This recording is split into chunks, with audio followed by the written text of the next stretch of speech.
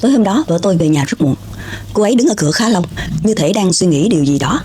Tôi vẫn nhớ rõ ánh mắt của cô ấy khi nhìn tôi. Không phải là ánh mắt của một người vợ, mà giống như một người đã quyết định rời đi.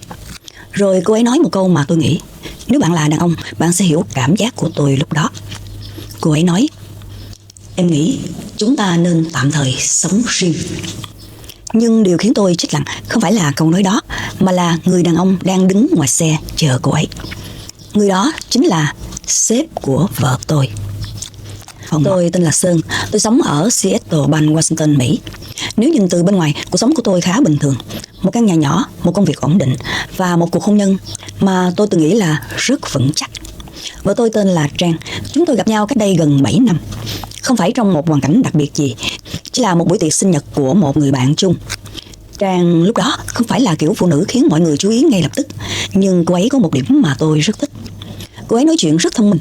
Chúng tôi ngồi nói chuyện gần như cả buổi tối hôm đó, từ công việc đến cuộc sống, rồi cả những dự định trong tương lai.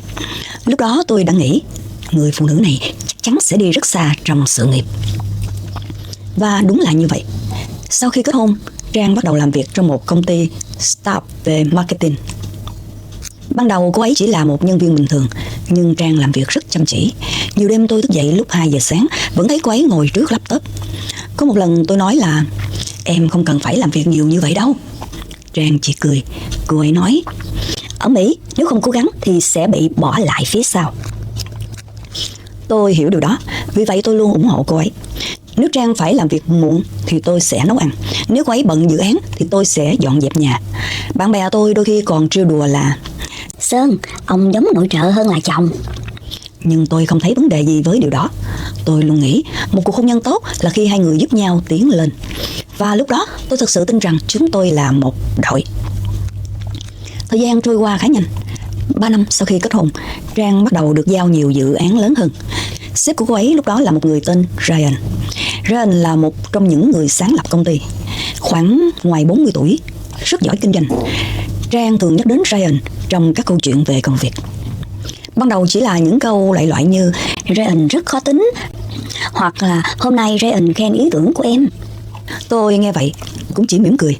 Tôi nghĩ đó là chuyện rất bình thường. Ở công ty nào cũng có một người sếp giống như vậy. Nhưng có một điều mà lúc đó tôi không để ý. Trang bắt đầu nói về Ryan ngày càng nhiều hơn. Ban đầu là công việc, sau đó là những câu chuyện cá nhân. Ví dụ như là Ryan từng làm việc ở New York, Ryan rất giỏi thuyết trình, Ryan hiểu khách hàng rất nhanh. Tôi không nghĩ gì nhiều. Thậm chí tôi còn vui khi thấy vợ mình có một người sếp giỏi, vì tôi nghĩ điều đó sẽ giúp cho cô ấy phát triển. Và cho đến một ngày, Trang về nhà rất muộn. Đó là khoảng hơn 10 giờ tối. Tôi hỏi, dự án nhiều việc vậy sao? Trang đặt túi xuống bàn.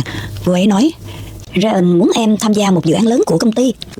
Tôi nhớ lúc đó tôi đã nói một câu rất tự nhiên, vậy là tốt mà. Trang nhìn tôi. Cô ấy nói, có thể em sẽ phải làm việc với Ryan nhiều hơn. Tôi gật đầu. Không sao, miễn là em thấy vui. Trang cười. Nhưng bây giờ suy nghĩ lại, đó có lẽ là lần đầu tiên mọi thứ bắt đầu thay đổi. Vì từ ngày đó, Trang bắt đầu về nhà muộn hơn. Ban đầu là 9 giờ tối, sau đó là 10 giờ, rồi có hôm gần 11 giờ. Tôi vẫn tin vợ mình. Thực ra, tôi chưa từng nghĩ rằng Trang có thể phản bội tôi.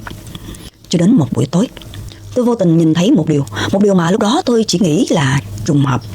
Nhưng sau này tôi mới hiểu, đó chính là dấu hiệu đầu tiên. Tôi phải nói thật, nếu hôm đó ai hỏi tôi, anh có tin vợ mình không? Tôi sẽ ngay lập tức trả lời, có. Tôi tin Trang, tin gần như tuyệt đối. Vì suốt những năm chúng tôi sống cùng với nhau, Trang chưa từng cho tôi lý do để nghi ngờ. Cho đến một buổi tối, hôm đó là thứ Sáu. Tôi nhớ rất rõ, tôi đang ngồi trong phòng khách xem TV thì Trang bước vào nhà. Đã gần 11 giờ đêm, cô ấy trông có vẻ hơi mệt. Tôi hỏi, dự án mới căng vậy sao em?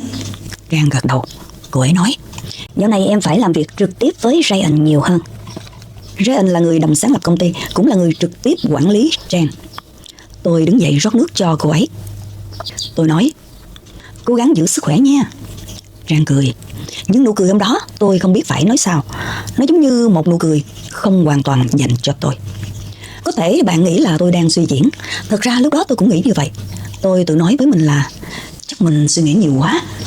Nhưng rồi những thay đổi nhỏ bắt đầu xuất hiện. Ban đầu thì rất nhỏ. Ví dụ như Trang bắt đầu giữ điện thoại bên mình nhiều hơn. Trước đây thì cô ấy thường để điện thoại trên bàn, còn bây giờ thì không. Cô ấy luôn cầm theo, ngay cả khi đi vào bếp. Và một lần điện thoại của Trang rung lên khi cô ấy đang tắm. Tôi không cố tình nhìn, nhưng màn hình sáng lên. Tên người gửi hiện ra: Ryan. Tin nhắn chỉ có một câu: hôm nay làm tốt lắm. Tôi nhìn màn hình vài giây, rồi đặt điện thoại xuống. Thật ra tôi không thấy có gì sai. Một người sếp khen nhân viên làm tốt, chuyện đó rất bình thường. Nhưng có một điều khiến cho tôi suy nghĩ, đó là tin nhắn được gửi vào lúc 10 giờ 47 phút tối. Tôi tự hỏi, có việc gì mà phải nhắn vào giờ này? Tôi vẫn không hỏi Trang. Tôi vẫn không muốn trở thành kiểu người chồng hay nghi ngờ. Nhưng khoảng 2 tuần sau, một chuyện khác xảy ra. Hôm đó tôi quyết định đến công ty Trang để đón cô ấy đi ăn trưa. Chỉ là tôi muốn tạo một cái bất ngờ thôi. Tôi đến quầy lễ tân. Tôi nói tôi đến gặp Trang. Cô gái lễ tân nhìn vào máy tính rồi nói: Trang vừa ra ngoài rồi. Tôi hỏi: ra ngoài với ai vậy? Cô ấy trả lời rất tự nhiên: Cô ấy đi ăn trưa với Ryan. Tôi đứng đó vài giây. Không phải vì tôi nghi ngờ, chỉ là tôi không biết chuyện đó. Thường thì Trang hay kể cho tôi nghe về công việc, nhưng lần này cô ấy không nói gì. Tôi bước ra khỏi tòa nhà. Trời Seattle hôm đó khá lạnh. Tôi đứng trên vỉa hè một lúc, và lần đầu tiên một suy nghĩ rất lạ xuất hiện trong đầu tôi. Một suy nghĩ mà tôi chưa từng nghĩ tới trước đây. Tôi tự hỏi, liệu mình có đang dần mất vợ hay không? Tối hôm đó khi Trang về nhà, tôi hỏi rất bình thường: hôm nay ăn trưa thế nào? Trang trả lời ngay: cũng bình thường thôi. Cô ấy nói rất nhanh, rồi đi thẳng vào phòng ngủ thay đồ. Không kể gì thêm, không nói gì về Ryan, cũng không nói về công việc. Lúc đó tôi bắt đầu nhận ra một điều. Không phải là Trang thay đổi hoàn toàn, nhưng cô ấy bắt đầu giấu tôi những chuyện rất nhỏ. Và nếu bạn đã từng trải qua một cuộc hôn nhân đủ lâu, thì bạn sẽ hiểu. Đôi khi một cuộc hôn nhân không bắt đầu tan vỡ bằng những câu chuyện lớn. Nó bắt đầu bằng những điều rất nhỏ mà bạn không còn được biết nữa. Nhưng điều tôi không ngờ là chỉ vài tuần sau, tôi sẽ phát hiện ra một chuyện khiến tôi không thể tiếp tục tự lừa dối mình nữa. Một chuyện xảy ra trong một email đặt phòng khách sạn. Tôi phải nói thật, nếu câu chuyện chỉ dừng lại ở những dấu hiệu nhỏ đó, có lẽ tôi sẽ vẫn tiếp tục tin Trang. Vì trong hôn nhân, ai cũng có những lúc bận rộn, ai cũng có những giai đoạn phải tập trung cho công việc. Tôi cũng từng như vậy mà. Nhưng rồi một buổi tối, một chuyện rất nhỏ xảy ra. Nhỏ đến mức nếu tôi không vô tình nhìn thấy, có lẽ tôi sẽ không bao giờ biết. Hôm đó là tối Chủ nhật. Trang đang ở trong phòng tắm. Cô ấy nói vọng ra: Anh Sơn, giúp em xem laptop có email mới không? Laptop của Trang đặt trên bàn. Tôi mở lên. Một email vừa gửi tới. Tiêu đề là xác nhận đặt phòng. Tôi nghĩ chắc là email quảng cáo. Nhưng khi tôi mở ra, tôi thấy tên khách sạn. Một resort nhỏ gần biển ở Oregon. Không phải khách sạn công tác, cũng không phải khách sạn hội nghị, mà là kiểu resort. Người ta thường đi nghỉ vào cuối tuần.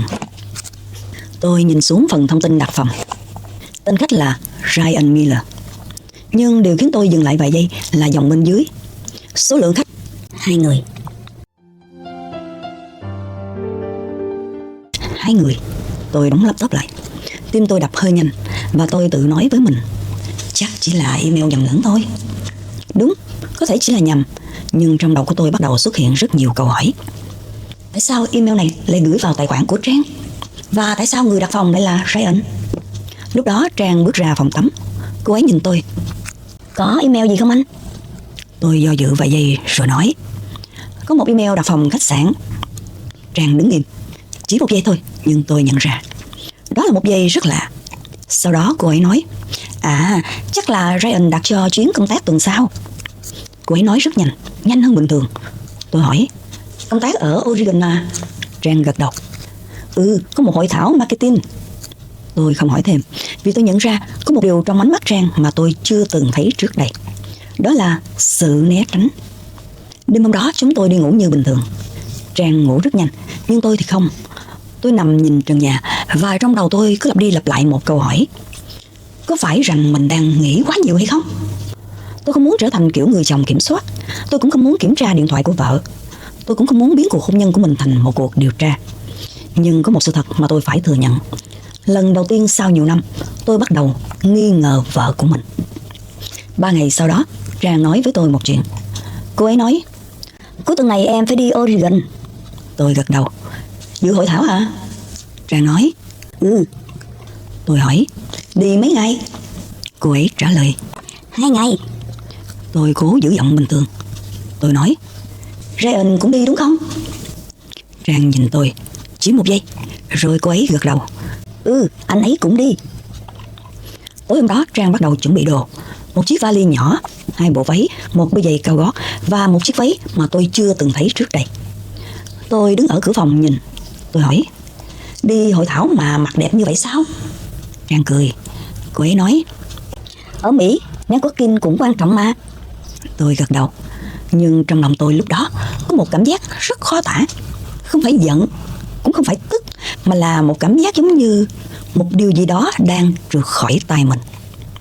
Tối hôm sau, khi Trang đã ngủ, tôi mở laptop của cô ấy. Không phải là để kiểm tra, chỉ là tôi muốn chắc chắn rằng mình đang suy nghĩ quá nhiều. Nhưng khi tôi mở email, tôi thấy một tin nhắn khác. Tin nhắn từ Ryan, chỉ một câu: Tôi đang mong chờ cuối tuần. Lúc đó tôi ngồi im trước màn hình rất lâu. Và lần đầu tiên tôi bắt đầu sợ. Không phải là sợ mất vợ, mà là sợ rằng mọi thứ mình tin tưởng bấy lâu nay có thể không còn thật nữa. Nhưng tôi vẫn chưa biết điều xảy ra vào cuối tuần đó sẽ thay đổi hoàn toàn cuộc hôn nhân của tôi. Sáng thứ Bảy, Trang rời nhà khá sớm, khoảng 7 giờ sáng. Cô ấy nói chuyến bay của công ty khởi hành lúc 9 giờ. Tôi lái xe đưa cô ấy ra sân bay. Trên đường đi, chúng tôi nói chuyện rất bình thường. Nói về thời tiết, nói về công việc, nói về những chuyện rất nhỏ. Nhưng có một điều mà tôi nhận ra. Chúng tôi không nói về chúng tôi nữa. Khi xe dừng trước cổng sân bay, Trang quay sang tôi. Cô ấy nói, Anh ở nhà nhớ ăn uống đầy đủ nha. Tôi gật đầu. Tôi hỏi, bao giờ em về? Chắc tối Chủ nhật. Cô ấy nói. Sau đó Trang bước xuống xe. Cô ấy kéo vali và đi vào trong. Tôi ngồi trong xe và nhìn theo. Tôi không biết tại sao, nhưng lúc đó tôi có cảm giác rất lạ, giống như một điều gì đó đang kết thúc. 2 ngày sau, Trang trở về khoảng 9 giờ tối Chủ nhật. Cô ấy trông khá mệt. Tôi hỏi, hội thảo như thế nào? Trang đặt vali xuống. Cô ấy nói, Cũng ổn. chỉ vậy thôi, không kể gì thêm nữa. Không nói về Oregon, cũng không nói về Ryan. Nếu giống như trước đây thì Trang sẽ kể cho tôi nghe rất nhiều. Nhưng lần này cô ấy chỉ nói vài câu rồi đi tắm. Tôi ngồi trong phòng khách, nhìn chiếc vali của Trang.